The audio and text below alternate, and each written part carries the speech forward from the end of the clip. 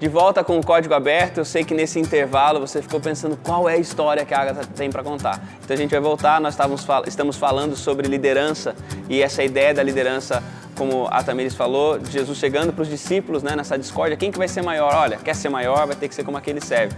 E antes de você contar a história, pensando nesse relato que você trouxe, Tamires, tem algo muito bacana que eles estão querendo uma posição de honra, né, ao lado de Jesus. Jesus fala, vocês não sabem o que estão pedindo? Porque antes da honra, será que vocês estão prontos para beber do cálice que eu tenho para beber? Quer sentar à minha direita e à minha esquerda, mas vocês dão conta do que vocês estão pedindo? Vocês têm certeza disso? E é mais ou menos isso, né? Às vezes a gente quer o reconhecimento, mas não quer o caminho que leva, o que produz, ou que vai gerar reconhecimento. Vamos à história. Ok, senta que ela vê a história. Gente, eu gosto muito dessa história, que foi uma das primeiras histórias que eu ouvi quando eu acabei me tornando líder, que eu sou líder de gravadores. E é assim, conta que um jovem gerente agora, que se tornava um CEO de uma empresa, ele chegou no primeiro dia de trabalho, reuniu toda a galera, todos os funcionários, e aí ele começou a fazer um discurso, querendo mostrar prontidão para conseguir novos frutos, e ele chegou dizendo, cara, eu vou mudar tudo aqui dentro, agora a gente vai ser diferente, a gente vai produzir mais, e agora acabou a moleza, a gente vai realmente crescer como empresa. E aí, depois de todo o discurso, ele, já querendo mostrar prontidão, percebeu que tinha um cara lá fora que estava com as mãos no bolso, esperando, olhando nada, encostado na parede. E daí ele saiu, cara, agora eu vou mostrar para que eu estou aqui, vou mostrar meu pulso. Então ele foi até esse cara e falou, cara, quanto você ganha por mês? E aí ele respondeu, eu ganho R$1.000. E daí ele falou, ok, pegou o dinheiro do bolso, deu R$1.000 em espécie para ele e falou, tá aqui o seu dinheiro, pode ir embora que a gente não vai tolerar esse tipo de comportamento mais aqui. E daí o cara pegou o dinheiro, colocou no bolso e saiu despreocupado. E aí ele virou para os funcionários e falou assim, vocês estão entendendo o que aquele cara estava fazendo aqui? Daí o funcionário olhou para ele e falou assim, ele era o integrador de pizza. Tá ótimo. É assim, exatamente isso que Deus queria evitar, que Jesus queria evitar com seus discípulos. Porque o poder no ser humano, ele causa uma tolice muito, muito grande na gente. A gente, às vezes, quer mostrar tanto serviço para Cristo e quer trabalhar tanto para Ele, que a gente esquece exatamente do princípio do Evangelho do Reino, que é servir, cara.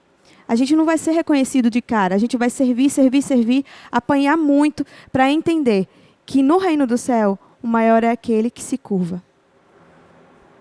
E nessa ideia de liderança, que o maior é aquele que se curva, que o maior é aquele que se serve,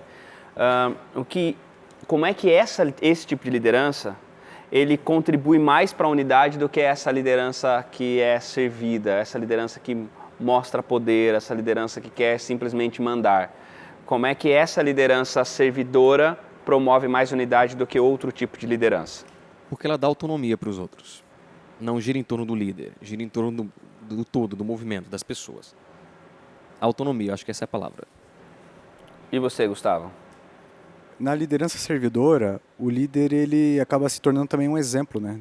As pessoas não obedecem ou seguem a sua liderança simplesmente pela posição dele, mas eu já tive chefes assim, que eram servidores. Assim, a gente trabalha em associação, né? Que administra a igreja em algumas regiões, e essas associações têm presidentes, né? Pastores presidentes. E eu já trabalhei com um presidente que ele ajudava a varrer chão junto com a gente em final de evento, entendeu?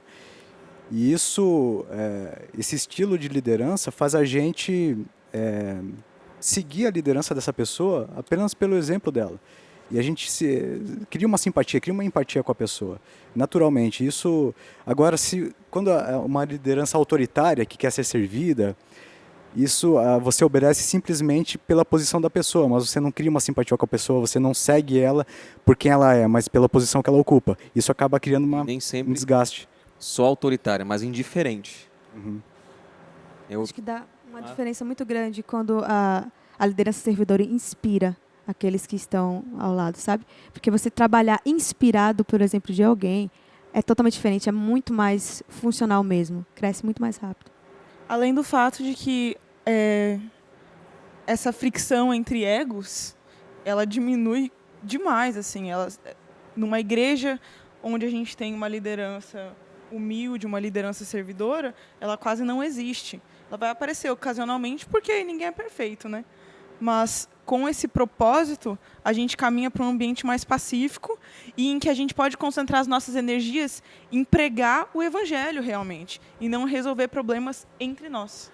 Mas aí, pensando no que o Bruno estava falando, porque falou o seguinte, que às vezes o oposto da liderança servidora nem sempre é uma liderança, não é alguém autoritário, não é alguém assim, mas é esse líder, né? Esse líder que simplesmente ele é indiferente, né? Ele está vendo alguma coisa, alguma necessidade, mas ele entende que não é problema dele, ou ele entende que isso não é parte dele, que tem alguém para fazer, e acaba com isso. É que também aí vem uma coisa, agora eu estou pensando nisso, me ocorreu uma pergunta pensando nessa indiferença.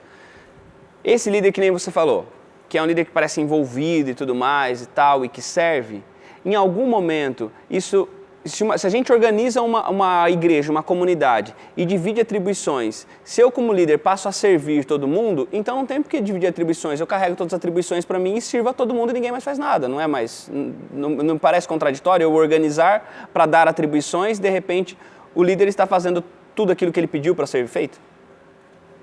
Nossa, que pergunta, né? Então, para que o líder? Existe até, inclusive, um livro chamado O Pastor Desnecessário. Não tive oportunidade de ler ainda. Mas a ideia do livro é, o pastor se torna ele consegue automatizar tanto o trabalho dos crentes que ele se torna desnecessário. Mas é uma ilusão pensar nisso. Eu acho que o livro vai nessa linha também. Ele é aparentemente desnecessário, mas se ele sai dali, esse modelo acaba. Então, ele é necessário nesse sentido. Então, o líder servidor, ele é extremamente necessário para que esse meio ambiente continue daquele jeito. Se ele sai dali, aquilo acaba. Legal. Você ia falando alguma coisa? Eu ia falar sobre uma experiência que me tocou muito, um líder que eu conheci. Ele fazia muito e ele estava falando que ele tinha uma correria de apressar o evangelho, de pregar como pastor, de cuidar de todo mundo. E uma vez ele precisou parar por causa de motivos de saúde. E daí, reduzindo essa velocidade, ele percebeu que ele poderia trabalhar muito melhor, porque nesse tempo que ele estava cuidando da saúde, ele pôde ouvir as pessoas, ouvir os alunos, ele pôde caminhar com as pessoas, que era o que Jesus fazia. Jesus tem vários momentos que ele está comendo com os discípulos, com os fariseus, com outras pessoas, que ele está caminhando com as pessoas e conversando. Então, são momentos que parecem que a pessoa não está fazendo exatamente muita coisa, mas ali foram travadas várias conversas que enriqueceram e que nos mostram o evangelho. É aquela coisa do Marta e Maria. A gente está muito acostumada mesmo a ser Marta, sabe? Querer trabalhar, querer mostrar serviço, querer fazer muita coisa. E a gente esquece que, na verdade, quem tinha o reino ali era Maria, que aparentemente estava fazendo nada. Mas ela estava o quê? Bebendo da fonte.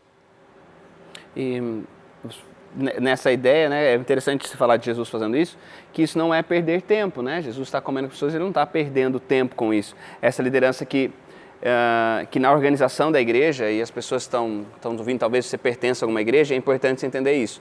Quando a gente vai liderar algo, é muito fácil, até mesmo na igreja, a gente ficar tão preocupado com os processos, com as maneiras, com as coisas, e esquecer que a gente é um líder que serve pessoas. A igreja é uma comunidade de gente, como a gente já falou. E se o serviço não é para as pessoas, e às vezes isso acontece, né? Às vezes a gente coloca as pessoas a serviço do templo, as pessoas a serviço de um evento, as pessoas a serviço de uma agenda.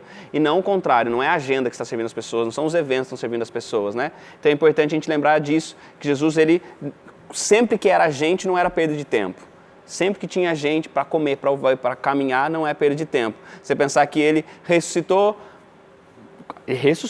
Aí o que ele faz? Vai caminhar com 2 discípulos, que ele nem conhecia, né? Que nunca tinha tido talvez contato pessoalmente, ele vai lá caminhar. Então, é esse valor que ele dá para as pessoas. Nessa de dar valor às pessoas dentro dessa comunidade organizada, elas falham e elas erram. E às vezes a comunidade ela precisa responder a isso. A Bíblia tem alguns conceitos, algumas ideias sobre isso.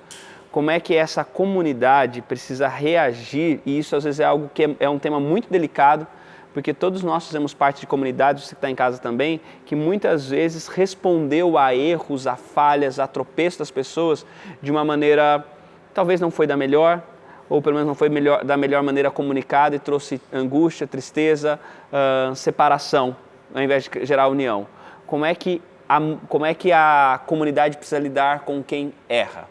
essa é uma pergunta bem importante. Quais são os conselhos bíblicos para isso? Como é que a comunidade reage? Quem começa? É preciso, sem dúvidas, haver uma correção, né? Haver uma conversa com a pessoa. E nessa questão, talvez não seja tão importante o que deve ser feito, mas como será feito isso, né? A mesma questão de como você... Às vezes não é tão importante o que você diz, mas como você diz, que vai impactar mais a pessoa, né? E sem dúvida tem que procurar a pessoa que de alguma forma está, né, errando em algum ponto. E essa conversa tem que ser feita com todo o amor possível, né? Sem espírito de repreensão, mas de brandura, né? E dividir essa carga com a pessoa, né? Assim como Cristo toma a nossa carga sobre ele, a gente também toma um pouco da carga da pessoa, criar empatia com a pessoa, sentir o que ela está sentindo, para ela notar que você realmente está preocupado com ela, com a imagem dela, e não só com a imagem da família, do povo, da igreja. Uma marca. Com a marca, mas está se preocupando com ela também. É preciso ser feita essa correção com a pessoa e tal. Eu não sei, algumas comunidades têm um estilo de lidar com isso, outras outro, né? A gente chama, algumas igrejas chamam isso de disciplina, né? De a pessoa ter um tempo ali para refletir um pouco sobre o que ela fez e retomar a sua vida. Mas isso com certeza deve ser feito com um espírito de amor e de carinho, né? Esse tema é muito importante e a Bíblia não deixa a gente desamparada. O principal texto que a gente usa para lidar com essas situações está em Mateus capítulo 18, a partir do versículo 15, vai até o verso 20. E existe aqui na descrição que o próprio Jesus falando do que devemos fazer quando alguém erra. E a gente tem que, ao analisar isso, entender qual é a autoridade que a igreja tem sobre o erro do outro e como a igreja lida. Acho que são duas perguntas importantes. A primeira delas, gostaria de tentar responder, que autoridade a igreja tem? A igreja tem autoridade sobre o pecado da pessoa? Bem, assim como a igreja não tem autoridade para salvar, ela também não tem para condenar. Isso é uma coisa que está nas mãos apenas de Deus. Então, quando uma pessoa erra, por mais hediondo que seja um erro da pessoa, talvez seja até um crime também, a igreja não tem autonomia civil e nem religiosa para condenar o pecado da pessoa. Mas ela pode se posicionar diante do pecado.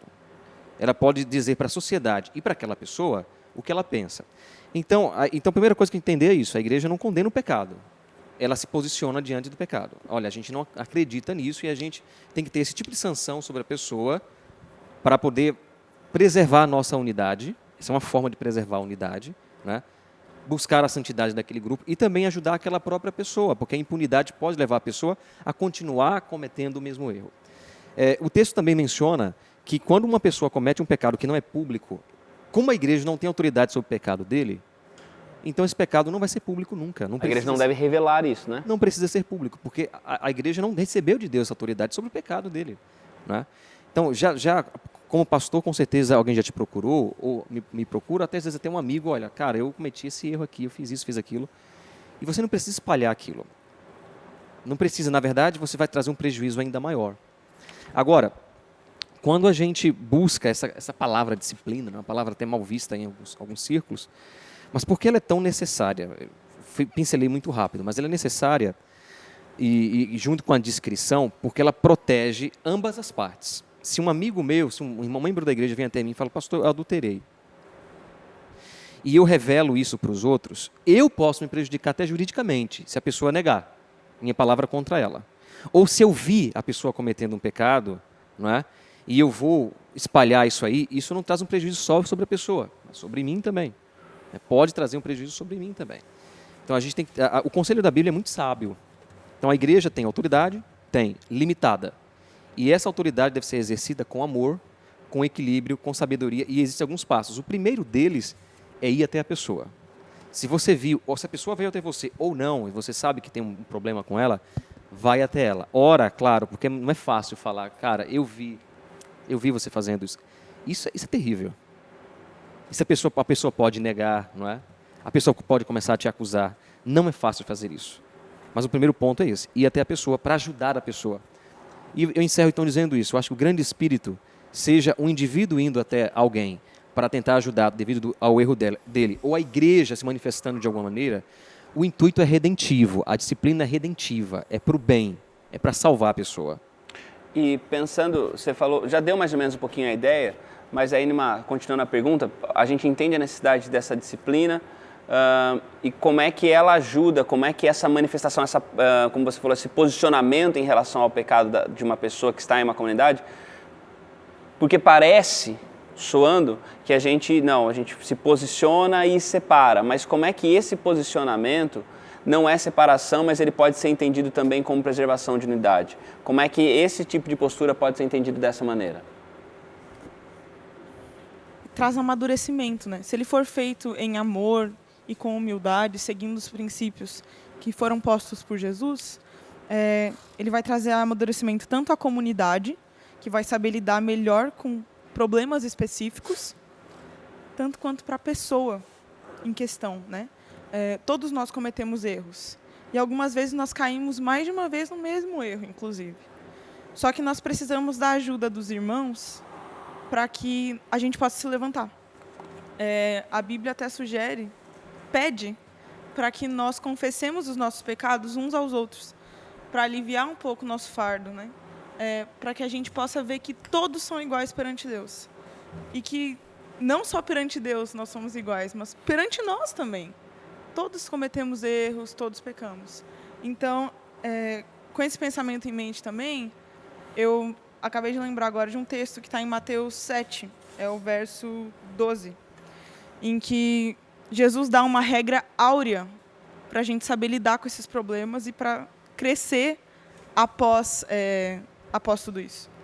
Que é fazer aos outros o que a gente quer que seja feito por nós.